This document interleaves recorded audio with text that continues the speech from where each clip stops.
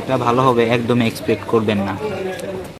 অনেক তো খেলেন চিকেন পিৎজা, ম্যাকারনি পিৎজা, এখন এই সকল বাদ দিয়ে ভেজ পিৎজা ট্রাই করুন। এখন আমি একটা পিৎজা অর্ডার করে দিয়েছি, একটা পিৎজার দাম লিখেছে 50 টাকা। দেখি খেতে কেমন হয়, খেতে যেমন হবে আপনাদের তেমনই বলবো, একটা অনেস্ট রিভিউ দেবো প্রত্যেকবারের মতন। আজকে একটা মানে অনেস্ট রিভিউ দেবো, কিছু এক্সট্রা বলবো না বা এক্সট্রা অর্ডিনারি বলবো না, একদমই সত্যি কথা বলবো আপনাদের কাছে। তো আসুক পিৎজাটা, wait করো। এটা হচ্ছে পিৎজার অবস্থা।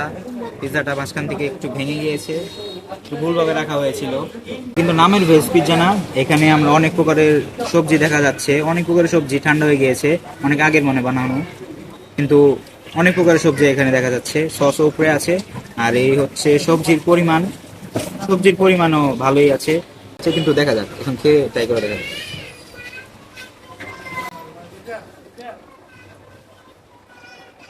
এটা ভালো হবে একদমই এক্সপেক্ট করবেন না। যেমন ভিডিও শুরুতে বলে এসেছিলাম, এটা খেতে খুবই জঘন্য। এছাড়াও গাইস, এটার উপরে যে সবজিটা দেখতে পাচ্ছেন, এই সবজিটা আমার কাছে খুবই কাঁচা কাঁচা লেগেছে। এছাড়াও এই সবজির আমি নিজস্ব কোনো স্বাদই পাচ্ছি না, এর জন্য আমার কাছে এটা বেশি খারাপ লেগেছে। আর যারা ম্যাকারনি পিৎজা আর যেসব ভালো ভালো পিৎজাগুলো আছে রেস্টুরেন্টে খেয়ে এসেছেন, তাদের জন্য তো এই পিৎজাটা একদমই মানানসই না। আমার পুরো 50 টাকা জলে গেল। গাইস, ভিডিওটা কেমন লেগেছে কমেন্টে জানাতে ভুলবেন না। এমন ভিডিও পেয়েছিলে আমার পেজটা ফলো করতে বলবেন না। ততক্ষণের জন্য আমি আপনাদের বলছি ওয়ে।